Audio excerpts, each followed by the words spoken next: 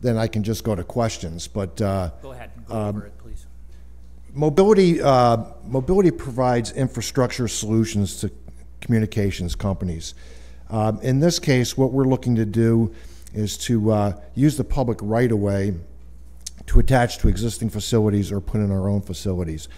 Basically attach to existing telephone poles, whether they be wooden, street light poles, or we put in our own wooden poles in the public right-of-way.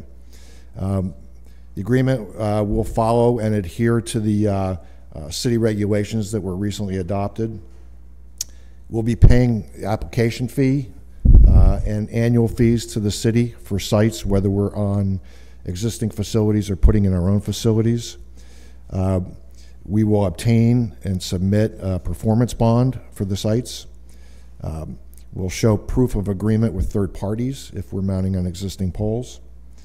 We will provide construction drawings to the city for review. The poles will not exceed 50 feet in height, and they'll be at least 24 inches from the curbs.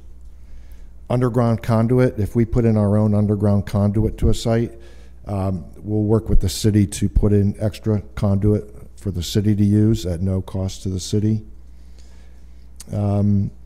If the site's no longer in use, we will remove the site within 30 days. The pole and the facilities will remove in 30 days. The facilities that we install will not create or cause any interference to city-owned facilities, and if the city installs on one of the mobility poles, the city's equipment will not interfere with mobility's facilities. That shouldn't be an issue. You know, it's 2018. Everything's controlled by the Federal Communications Commission as far as emissions and frequency control, so that shouldn't be an issue, but it's addressed in the agreement. As you said, our initial term is 5 years. Renewals go in 5-year increments. We will use qualified contractors to build the sites. The agreement or the supplemental agreements can be assigned without approval of the city if there's a merger or the company's acquired in whole. If we're assigning to a third party just to assign, then we'll get the city's approval. Insurance is required. The amounts are $1 million and $2 million for personal injury liability. They're all specified in the agreement. Nothing additional will go on the poles unless we first get written approval from the city. Other utilities can cross the area of mobility, but the city must approve those utilities going across the path or area of mobility. And just to summarize, mobility's worked out the agreement with the city officials, and we are prepared to execute the document as it is currently written. So that addresses the attachment agreement. If you have any questions, I can, or do you want me to tell you what we're looking to do in the? Yeah, that would be next. Now, where are you looking? I know that we have in our agenda here specific locations. Right now we have 5 locations we were looking at. One of them is actually in an historic district, so we've agreed to not use that site. And another one, we were going to put in a new pole across the street from existing poles, and they said, or I think we talked to Mary, and we're going to now relocate to a pole across the street. So essentially we only have 3 sites we're looking at right now to do that are of there's no issue with the city according to the city engineer. These are small facilities, and I normally save this for if we're doing a presentation to show what the sites would look like, to get either a zoning permit or whatever. But I'm going to show you just a picture of what we're looking to install, okay?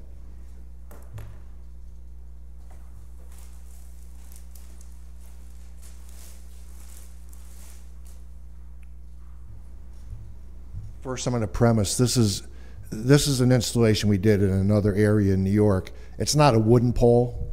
It's a steel pole, but it's the same concept. You know, a lot of the poles that Syracuse has, they're wooden poles, but they have the luminaire attached to the pole very similar to this. This just happens to be a steel pole.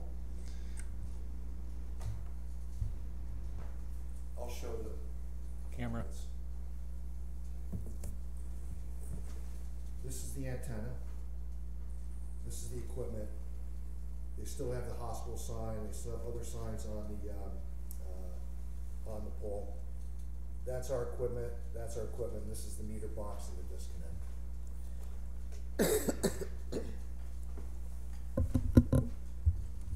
This is the antenna. This is the luminaire, which the city owns. That's our equipment. That's our equipment, a meter box and a disconnect. And that's it. Okay. Could you turn it, we have a camera here, and just turn it to the camera so it could also view it.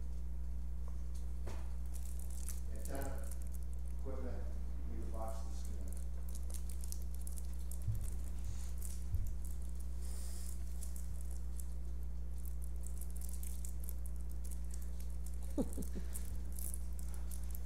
Thank you. My wife tells me I have a face for radio, so I don't know. Bottom line, it's small cell site equipment is what they call it. These sites cover between 100 to 200 meters, which is 328 feet to 656 feet. So they're just designed to offload traffic from other sites in the area, and it's for data. I mean, I don't want to do a show of hands in here, but probably you say, who doesn't have a cell phone? Everybody has one. I have two myself. I'm sure some of you folks might have two. So the need is there. And what we're trying to do is, instead of putting in larger facilities, we're trying to put in facilities on existing facilities. And if we do put in new facilities, then we're trying to make it look like the existing facilities in the area. So if there's telephone poles out there, that's what we'll put. We'll put in an existing, a new telephone pole. The antennas it's 30.7 inches tall, and it's 4.7 inch diameter. So it's about the size of this table in height. Most people, they don't even know it's out there. They'll just drive by. Nobody will know it's there, but it'll be serving a purpose of enhancing telecommunications in the area. Right now we have the 5 sites we identified. There'll be other sites. I can't tell you where they are yet, but once we have the agreement in place, then we work with the city engineering office, and we'll submit our construction drawings and go through the whole process as identified in the agreement. That's it. Okay. From city engineer, how many how many companies came forward to participate in this so far?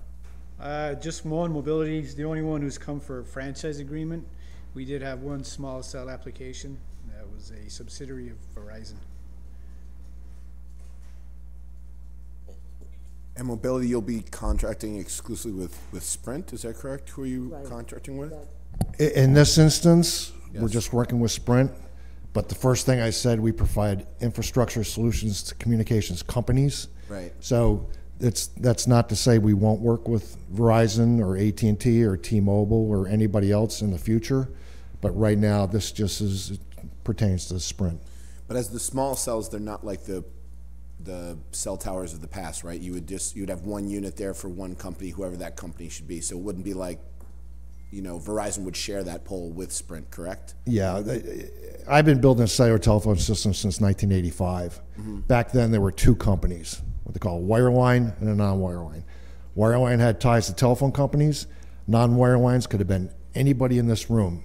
As long as if you got the lottery, that was good for you.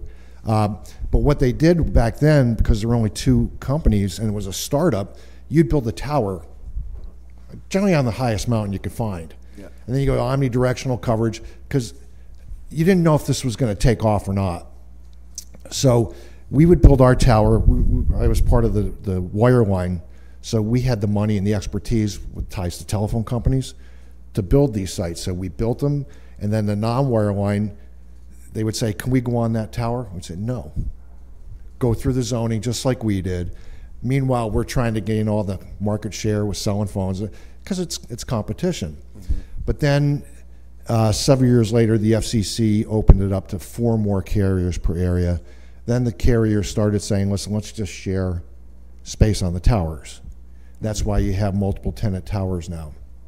In this instance, the equipment's so small, everybody wants to be on top of the pole because it's omnidirectional. If you mount the antenna lower on the pole, you're going to have some shadowing, which means it's going to not 100% block the sit, but it'll shadow the coverage. So, and they're so small that, you know, if you have one on this block, one on the next block, it's not going to, nobody's going to notice the difference. I mean, the transformers that you see on the poles will far outweigh the visual impact as opposed to these antennas.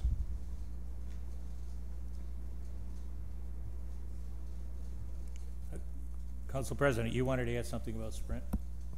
I did, because you're exclusively with Sprint, correct? Right now, we're just working with Sprint. Okay, because I know when you guys came before us sometime last year, Verizon was in the room, Sprint was in the room, I think T-Mobile, it was quite a few of them in the room. And they talked about being able to put more than one company on a pole as far as the small cells. So you're saying that that's not gonna happen? No, that's not a practical solution. Most of the sites are going to be in the 20 to 40 foot height. So the lower you go, the less distance you can cover. And as I just said, if you put antennas on the side of the pole, it's going to create a little null area. It's going to affect the transmission of that pole going in the opposite direction of where it's mounted on the pole. I had my own consulting company, and I was doing work for Verizon, and I was negotiating with cities, and basically when they negotiate with the city, it's we put our antennas on this pole, and anybody else that comes in, go to a different pole. It's not practical. It's not like the existing towers that are then designed to handle additional carriers. These poles can only handle so much because they're going to be wooden poles, and then the height is going to be an issue. Where are you going to put all the equipment on the pole? Some of these poles might have your power company, your telephone company, your cable company on there. You have to have so much separation between those other companies and your equipment on the pole. So it's just not going to happen. And I hear what you're saying, but when they came to the first meeting, they sold us all this, well, we can put more than one cell on a pole, and you know. So I was just curious, but I'm going to go back to something that's not equipment related, because if you're here representing Sprint was the only one out of the group that offered a community benefit, because you're locating in areas that are not less concentrated with lower income, and we know that. So I'm trying to figure out what's going to be the community give back.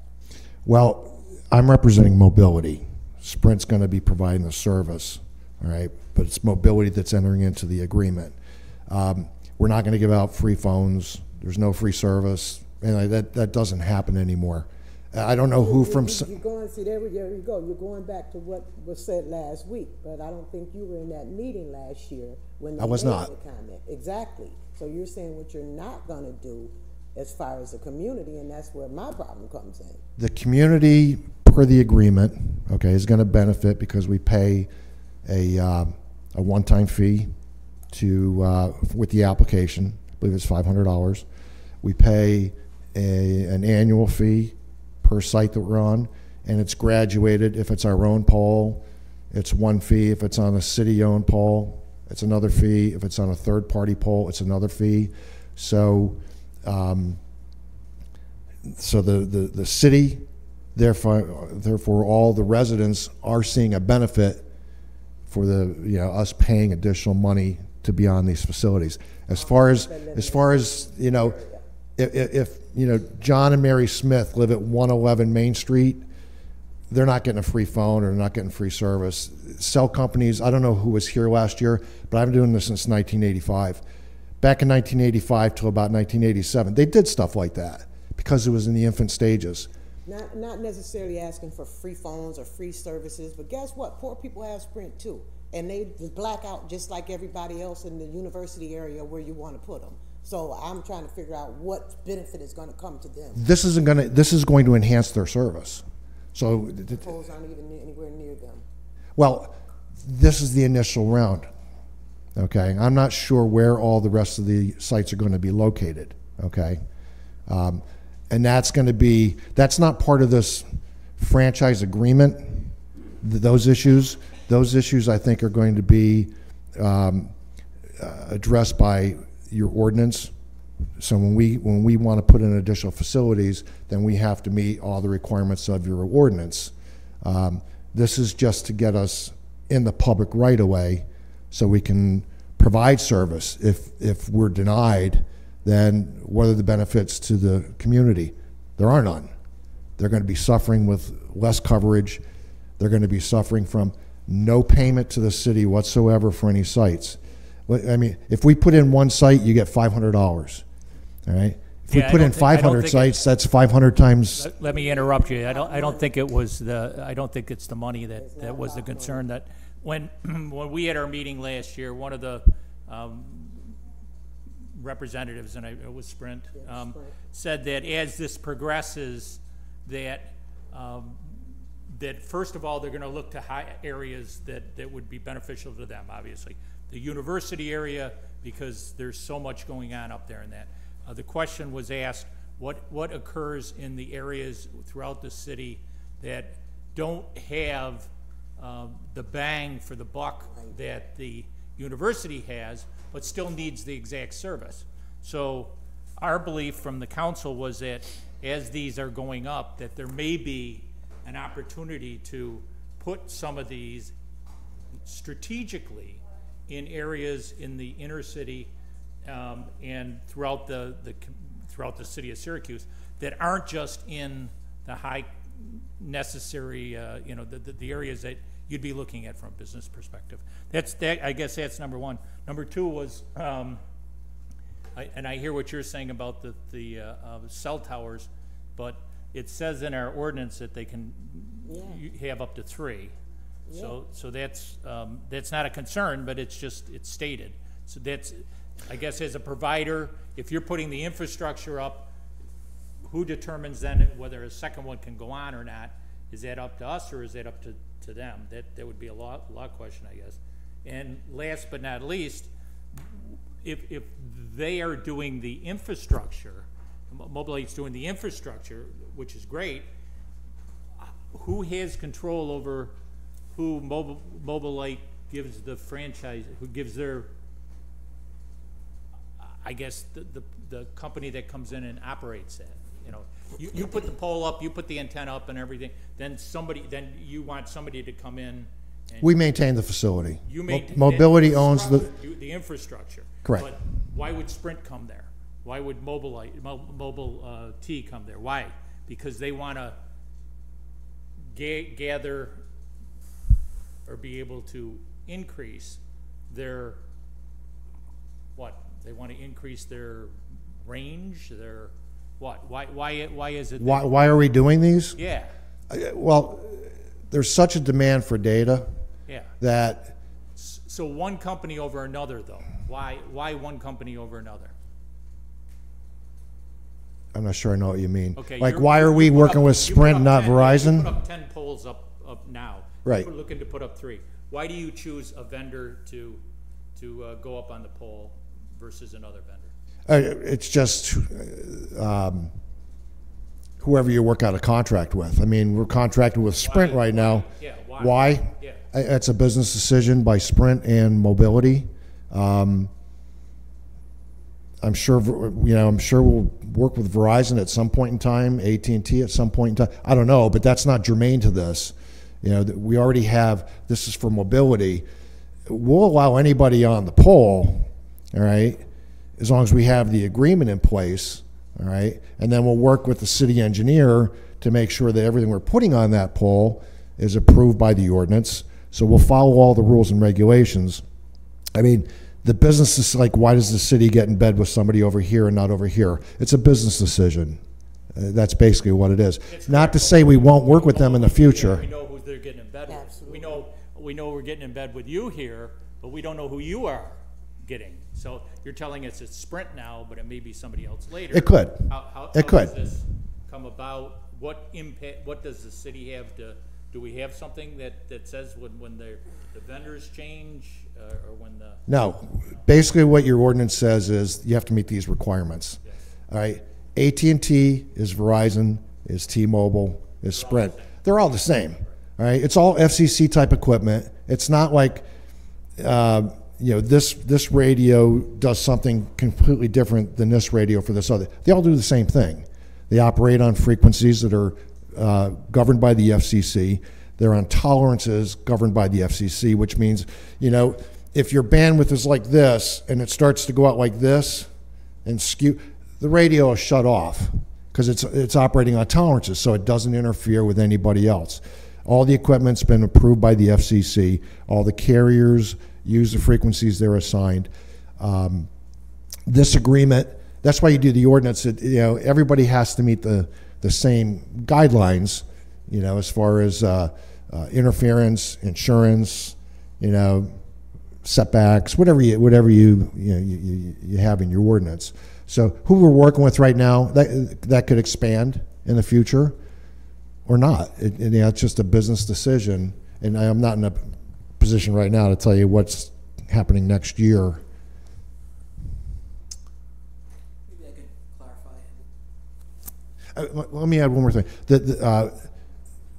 Mobility is not just going to build 5 sites. They're going to build around, but it's just... Yeah, and according to our ordinance, we're supposed to have some idea as to what your plan is. I guess that's one of the things to it. We're supposed to know, okay, we're doing these, and what's the big plan? Where are we heading? What are we doing? And let's get the franchise agreement done. Yeah. Then we can address all those things in the ordinance, which is referenced in the franchise agreement that we have to meet. Okay. Yeah. But you want us to just do the franchise agreement, but I think that we need to have some of these issues that we're asking about ironed out, because once we sign on, we're signed on, and that's all. It's the end of the ball game. Yes, but when you're signing off, correct? You're signing off that we can go into the public right of way per your ordinance requirements that you've already adopted. So we're not here to talk about individual sites, where they're going. We're here to talk about at least from my perspective, we're here to talk about the franchise agreement, which then can get us into talking about where we're going to put additional sites in the city. At that point in time, you have the hammer. You can say yes or no. You can build it here or not. If you say yes, then it's a benefit to the community. You're getting money.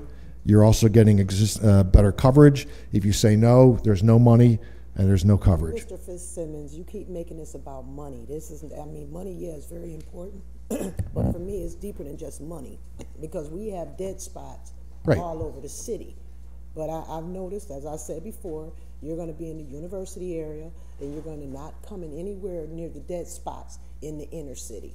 So stop making it about money, because for me, it's not just about, the city's going to get some money. If there are dead spots in the area, then all the carriers will want to cover those dead spots.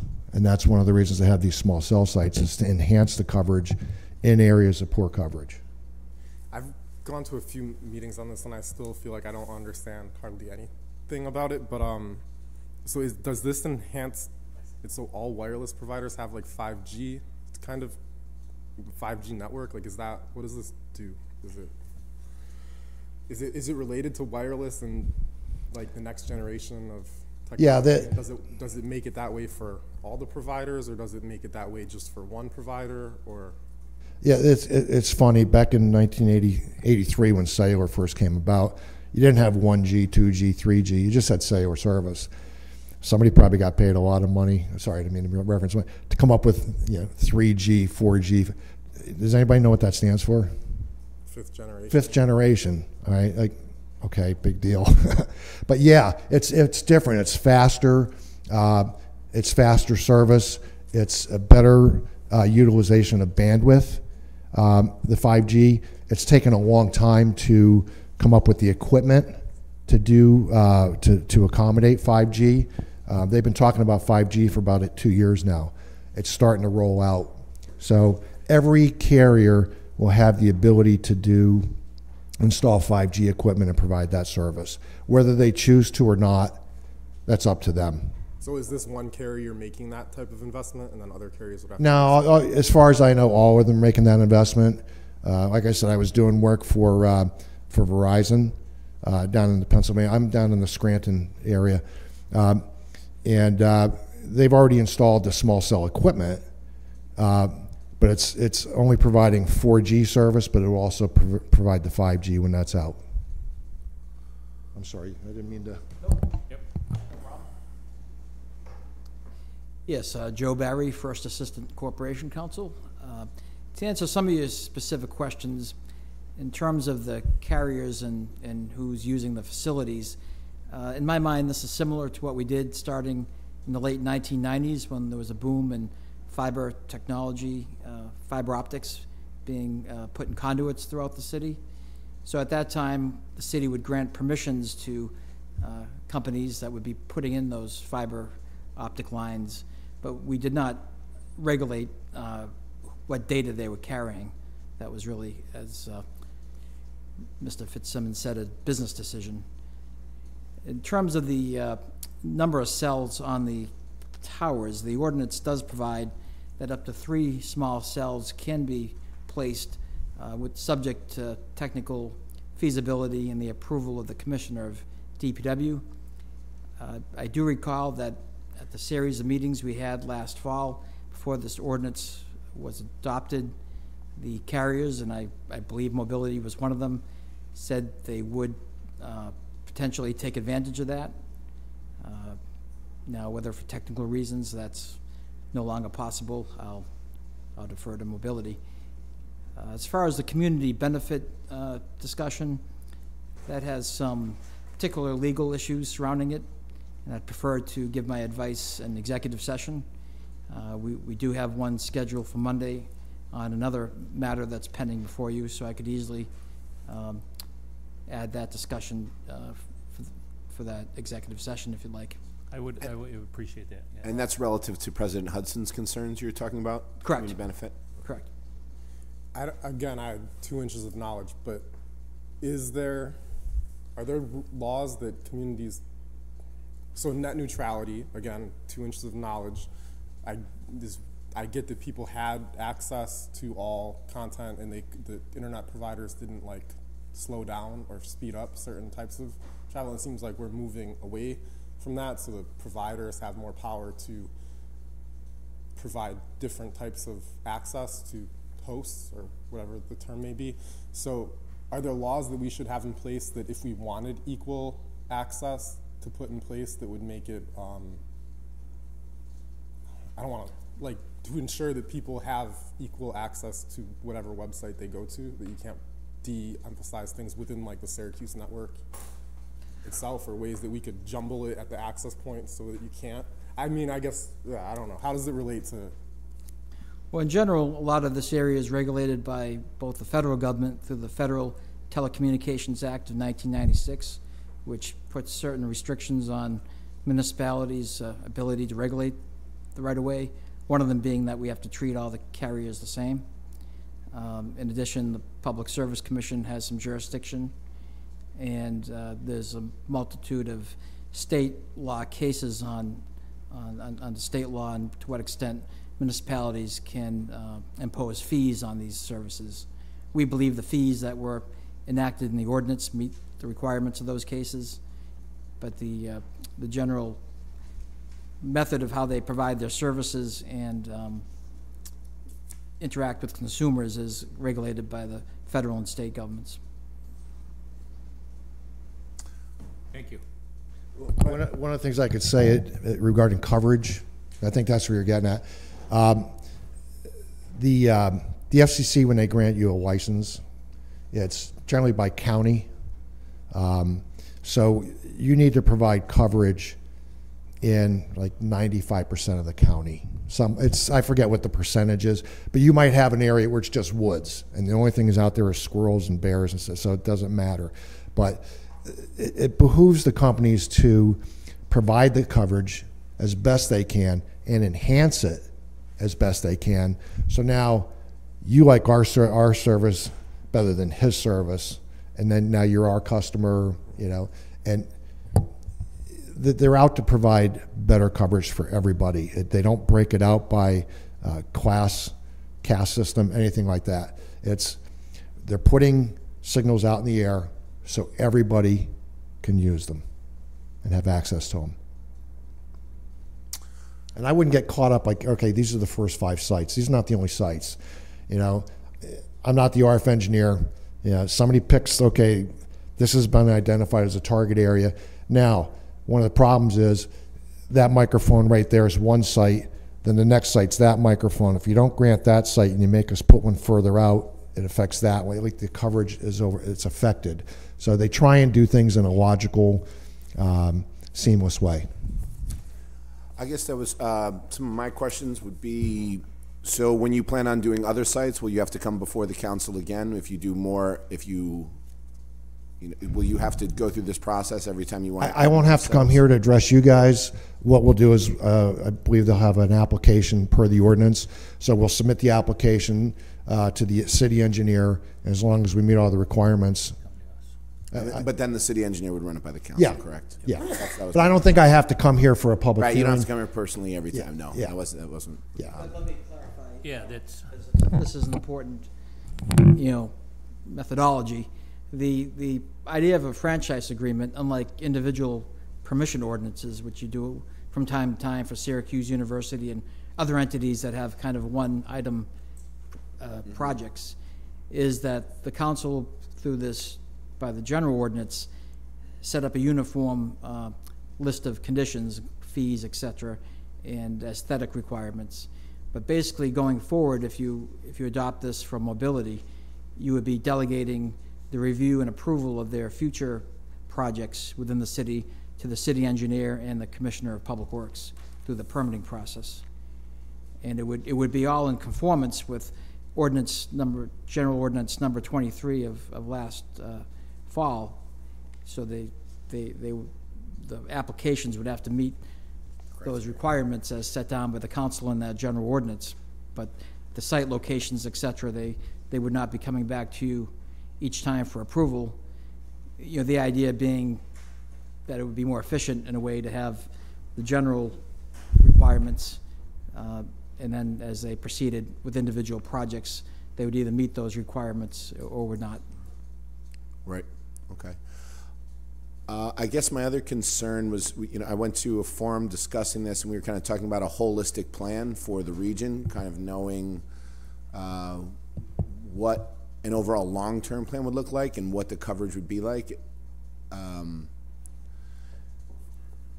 Is there any way to get to that information to kind of see like what the long-term plan is for Define long-term. You're looking like, what's our 5-year plan? Well, 10-year plan? are there going to be? I guess my immediate thought, and again, I'm not in the weeds and an expert on this matter, but if we do 100 polls for Sprint, then do we have to do 100 polls for Verizon? Do we have to? I mean, what does the citywide coverage look like? What is this going to be like in a long term? I mean, if we're approving something at this stage that will then be given to discretion, I'd just like to know what the longer term plan is for them. How many you estimate? I mean, I know plans change, things change, but a ballpark estimate of how many sites you think you'd have up for Sprint, what it looks like moving forward? Right now, I can tell you I have 5 sites. That's it. I have 5. That could change in 6 months. It could then be up to 10. I don't think we're going to be able to provide, and most carriers are not going to be able to provide, here's our long-term plan. Number one, for competitive reasons, they don't want their competition to see that out there, because then, oh, geez, Sprint's going over here, so Verizon better go over here. But the whole idea is, do the franchise agreement so we can have those discussions later on. This gets us on the playing field, having the agreement in place. you spent a lot of time and effort putting together an ordinance to address these things. So I know the concerns are there, but you basically have already addressed those concerns by doing your ordinance the way you did. Now we'll come before the city engineer and whomever, and she can, or they can run it by whoever they want to, Right. you know? And then if they want to see a coverage map for that location, okay, we can give you a coverage map for that location. But that's not part of this, why we're here today. That's for down the road. And if we're deficient, just say no. Yep. And then we comply, you know, or we don't do the site. But I address the presence. I mean, they're going to put sites everywhere. But I mean, the carriers will decide where they need to put the sites based upon the most important need that they see at the time, and then they'll start moving out into the other areas. They might be. I don't know. I know when I first was doing this, I was picking the site locations back in the 80s, but we didn't have all the propagation tools that we have now. You know, we were looking at topographic maps and saying, here's a tall spot. It's you know, a good location to cover these 4 highways. Now we're not looking to cover the highways. Now we're looking to cover in your, you know, your living room while you're, you know, checking something on, you know, Hulu or whatever. Right. And these are supplemental, correct? These just provide extra service? Correct. In addition, so you would find particularly high traffic areas at the moment. Yeah, that's, yeah. It doesn't make sense to put something in an area where it's not going to get used, as opposed, or it'll get used, but not as much as over here. So you address the high demand over here, and then you start. You have to pick somewhere to go and how to start, and you go to the high demand areas first, and then work your way around. Let me ask you, how much does the equipment cost that you're going to be putting on the I don't know that. approximately? I don't know. I honestly don't know. It's a small radio. There's an antenna at the top. You have, I mean, what's a meter box cost and what's a disconnect box cost? A couple $100. The equipment, I don't know. Does anybody have any idea? Okay. Is there anyone who knows how this type of agreement would be impacted by whether we own the poles or not the poles or the lights, that decision, which is separate? That's addressed in the, that's addressed. Yep. Cost. They have different cost breakdowns for if it's our own pole, if it's someone else's pole, if it's in the right of way, there's different price. And additionally, if the scenario plays out, we build our own pole, you know, at the intersection of 1st and 2nd Street, we put on our own pole. The city has the ability, per this document, to put something on the pole, whether it be traffic or cameras, other equipment, you know, they can accommodate that. And will these poles, I mean, can you put multiple carriers on one pole? Yes, you can. Technically, you can do that. You don't think that's going to be a? But it's not practical. I mean, Because you're not talking about a mountaintop anymore. You're talking about. You're talking about a city light pole that's 25 feet tall. Yeah. Plus, it's a wooden pole. If we go on your pole, you know, we have to make sure it's structurally sound enough to accommodate our equipment. Will it even accommodate the next guy? It's different. Gotcha. Right, I see it now. Okay, yes. I just wanted to note, I think John Kivelin mentioned it earlier, Verizon did come in under this ordinance and apply for a revocable permission. The ordinance does allow for small-scale projects without a franchise agreement. So Verizon only wanted to go into Salt Springs Road, and I believe that was approved by the council either at the end of last year or the beginning of this year. Verizon has approached our office saying they're interested in doing a franchise agreement such as this, but so far they haven't submitted a formal application. That's the only other company that's contacted us. And there can be multiple franchise agreements out, right? Correct, that's a good point. This is not an exclusive agreement. The ordinance specifically provides that it's open to all who want to meet these requirements. Okay, thank you. So this seems like the beginning of this type of thing, and you're talking about 5 now. If what is an approximate number for scale? Like if we were to really be saturated with these, is it like 25, 500, 5,000? Like I have no idea what saturation would look like. Do you have a sense of that? I don't have a specific number, but if you take into account, like if you want to sit on a map and figure out, let's say best case scenario, 200 meters of coverage. That's 600 some odd feet, okay? So if you put one here, and then you go out 628 feet, and you go another 600, they could put one there, and you could figure that out if you wanted to do it that way. But we don't have, right now, I don't have an account. I had 5 initially. I mean, the city turned one down already. So I had 5, then now I'm down to 4. All right. So I mean, it's going to fluctuate. Put it this way: I think the carriers will put in as many as they need to put in to provide fantastic coverage to your constituents. Subject to engineering. Absolutely, yeah. The ordinance controls, but this gets us in the ballpark. You as a company, if you got to do as much business as you wanted with the telecom people hiring you in Syracuse, like how many do you think you could place in Syracuse in the next 3 years? With the 4 carriers, it could be, I mean, if you did 25 a year, I'm not committing to anything. No, I'm not. I'm just saying that. Yeah, I'm just sitting here. That'd be a good number. So as we think about buying our pole infrastructure, and we have this difference of we get paid $750 if we own it and $500 if we don't, so there's like a $250 difference. So I'm just trying to understand if that $250 is going to be on 100 or 1,000 or what in terms of buying it, because we're gonna, if we have to buy all the poles and then we Execute the franchise agreement, then we can work on that. Is any other questions? Is there anybody else who would like to speak on this subject? The only, oh, I'm sorry.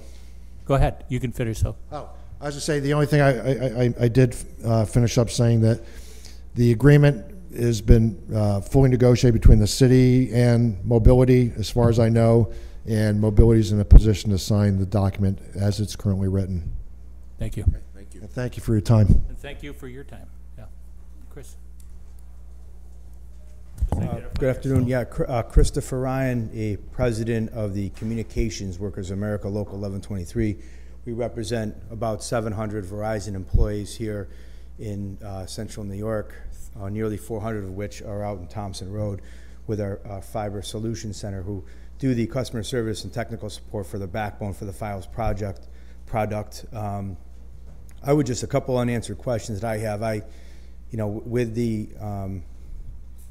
the gentleman from Mobility hit it right. So he said whether you're watching Hulu, right? Hulu is a medium for basic, for all intents and purposes, TV without having to get your television, right?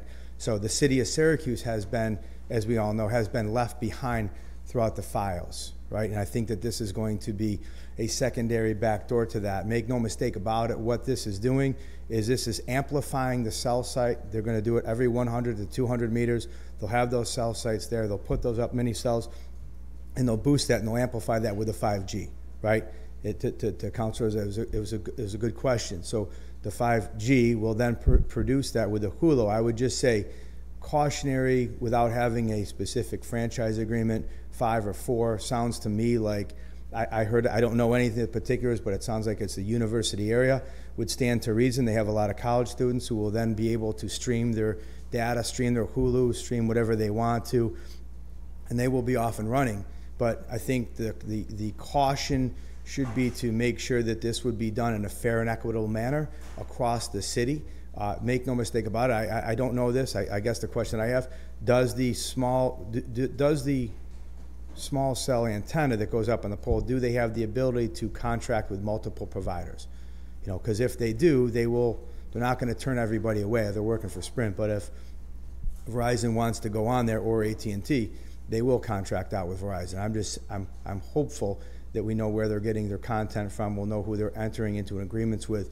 Secondly, and more importantly for us, we have always maintained the last mile. Every cell site, every cell tower is fed with a fiber optic cable. or a line, okay, that our linemen put up, that our splicers splice, and our special circuit technicians maintain. I don't know if that was going to be amplified off of one of those towers, and if it is going to be, will we have to provide additional infrastructure? If they are, who will be providing that infrastructure? So it's a couple unanswered questions that I have right now as a concerned, I guess, leader of an organization that employs 700 people here locally, right? We've always maintained that network. I'd be fearful that now that they bypass all of that, and we have contractors coming in from out of town that have done the work that we historically have done. I just want to say that. And then 4 seems like quite a bit. We're at 600 feet or so. I think that hopefully we could do better, but in no way, shape, or form do I think that this should ever take place. And hopefully Verizon comes in and builds Fios in the city of Syracuse. That would be the main. But other than that, just caution to see what's out there. It seems a little bit ambiguous in some of the details, and that's all I had to say. Thanks. Thank you. I could try and address some of that. The interconnect could be one of two ways. All right, just like with cell service, with a typical cell site, you're going to connect either with T1 facilities or fiber or microwave, which bypasses telephone altogether. A lot of cell sites are connected via microwave. I know because I've done a lot of them over the years. These sites are either going to be connected via fiber, or there's a small user equipment. It's a relay. It takes the signal from the donor site, which is the cell site. It puts it into the equipment on the pole, and then it transmits out via the antenna on top of the pole, and then the signal then goes back through that relay back to the donor site. All right, so there might not be any telephone facilities required at all. This is each location. It's one location. All right, it's when they do the last mile, a lot of times with the fiber, because I worked for Comcast for you have to come from the node, which might be half a mile away, and then you're going across multiple poles, going to the end to the pole, the tower that you're going to be servicing. So we're not discriminating against any users. We're not going to discriminate against any contractors or any providers of service, whether it be telephone or electric, whatever. But the franchise agreement, like I said, it's been fully negotiated. In anticipation of this, you've already adopted an ordinance which addresses everything that we need to do. We're committed to meeting all those things in the ordinance, so that's why I respectfully request you approve the franchise agreement. And if you get other carriers in here, work with them the same way. Thank you. Thank you. Anybody else who would like to speak to this matter? My name's Don Locke. I'm also with the Communication Workers 1123. So I've actually installed small cells. Actually, what I do, I'm kind of dirty. I was out doing it today, right? So I have firsthand experience. So I'd like to kind of address some of the concerns that you brought up. Number one, unequivocally, 5G is the industry standard. That's where all of the cell providers are going to. So understand that. When we're talking about to visualize what 600 feet is, it's basically 2 telephone pole sections, right? So if you have a 600-foot, 200-meter span, that's every other telephone pole per provider, right? So you have multiple providers. I don't mean to disagree, but the point to say that there would be no telephone facility connecting the small cell is just disingenuous, right? So you absolutely have to have, so 5G is not going to run on T1s. It's only going to be fiber. Nobody's going to put a 5G on a T1 unless it's a really extreme circumstance. And that fiber ultimately goes to a hub of some sort. Typically in this area, it's Verizon. AT&T does have some of their own equipment. There are a few other ones, but so to give you an overview, I think that as you're deliberating and thinking about the equity, I think Chris had mentioned a little bit that there is huge disparity in access within the city right now. You're all aware of that. Council President Hudson had brought it up also. And I guess if SU is where they're looking to go, right, that sort of is mirroring what we've already seen. Go where the honeypot is, we'll get to it. Just agree with this, we'll get to it. Just agree with this, we'll get to it. That sort of seems like what we're hearing here. And I just want to lay out the scope of where it would go. Now, we don't know, but you know, you can certainly look into it. The industry standard, everybody is looking to go to 5G. And a point that Chris brought up is that this landline network, what we think of typically is, well, landline is copper and it's outdated. That's not true. I mean, all the cell towers today run on fiber. There might be a couple out there on T's, which, if you're not familiar, high capacity data lines that are on copper, but it's very old technology at this point. So, you know, there's speculation that the industry is moving to get away from any kind of landline whatsoever, right? So your cell phone bill, which I'm sure nobody is happy with, right? 5G is basically going to be able to provide that same access that you have in your house on Wi-Fi, which is a static monthly price, to now a metered rate, right? I know this doesn't necessarily pertain to the issue at hand, but I'm just trying to provide a wider picture of where the industry is going. I think it's a little disingenuous to say, I'm not really sure.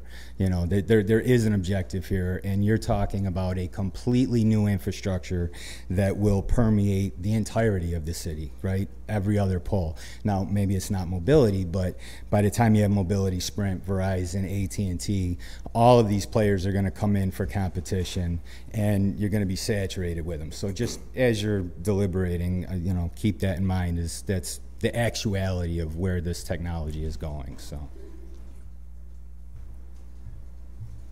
Okay, I thank everybody. Anybody else who would like to speak?